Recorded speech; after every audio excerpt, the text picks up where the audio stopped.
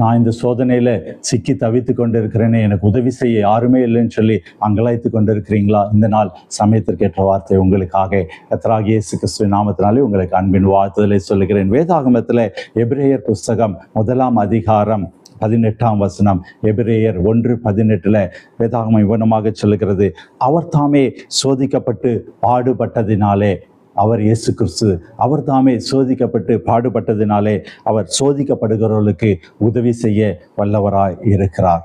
அவர் உதவி செய்ய வல்லவராய் இருக்கிறார். இயேசு கிறிஸ்து இந்த உலகத்தில் அவர் ஊழியத்தை ஆரம்பிக்கும் போது சத்ருவானவன் அவருக்கு சோதனையை கொண்டு வந்தான். சாப்பாட்டு விஷயத்தில் சோதனை கொண்டு அவர் 40 நாள் உபவாசம் இருந்தார்.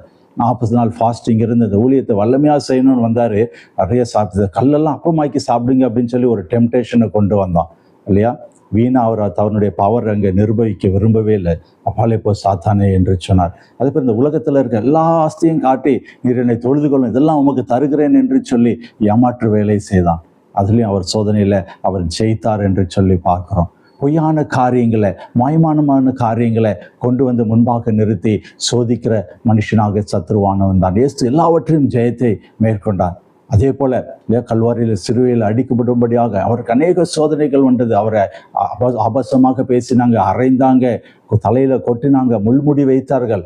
எல்லாவற்றிலும் அவர் பொறுமை காத்தார். எல்லாவற்றிலும் அவர் வெற்றி சிறந்தார் என்று சொல்லி பார்க்கிறோம். இந்த நாளில் எந்த பாடுகள் மத்தியில், எந்த சோதனையில் நீங்கள் கடந்து சென்று கொண்டிருந்தாலும் அந்த சோதனைகளை தப்பிக்கொள்கிற போக்கை அவர் வைத்திருக்கிறார். வேதாகம் அவர் தான் சொல்லுகிறது, அந்த சோதனைகளை தப்பிக்கொள்கிற போக்கும் நமக்கு வழி, அதை அறிந்து கொள்கிற ஞானம் நமக்கு வேண்டும் இல்லையா? அதை தான் கர்த்தர் சொல்கிறான், உதவி செய்ய அவர் வல்லவராய் இருக்கிறார். அவர்கிட்ட நம்ம உதவி கேட்கணும் இல்லையா? உங்ககிட்ட யாராவது உதவின்னு கேட்டால் தான் நீங்கள் உதவி செய்வீங்க இல்லையா? இயேசு கிறிஸ்துவிட்ட நீங்கள் உதவி கேட்க, ஏசப்பா என்னுடைய வாழ்க்கையில் எந்த சோதனையில் நான் இருக்கிறேன், இதில் தப்பிக்கொள்கிற போக்கை நீங்கள் வைத்திருக்கிறேன்னு வேதாகமத்தில் சொல்லியிருக்கீங்க. எல்லாத்துக்கும் வழி உண்டு நீங்கள் வேதாகமத்தில் சொல்லியிருக்கீங்க. என்னுடைய வாழ்க்கையில் எந்த சோதனையிலிருந்து நான் வெளிவருவதற்கு உதவி செய்யுங்க என்று சொல்லி கேட்கிறீர்களா?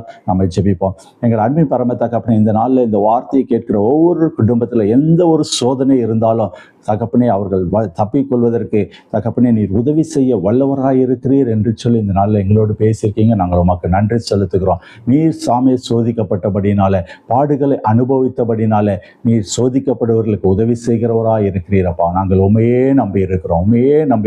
இந்த வார்த்தை கேட்கிறப்பா பிள்ளைகளுடைய வாழ்க்கையில் இருக்கிற சோதனைகளை விடுவித்து நன்மையான காரியங்களை நீர் கொடுக்கும்படியாக நாங்கள் ஜெபிக்கிறோம். கர்த்தர் நீர் அப்படி செய்கிறதற்காக உமக்கு நன்றி.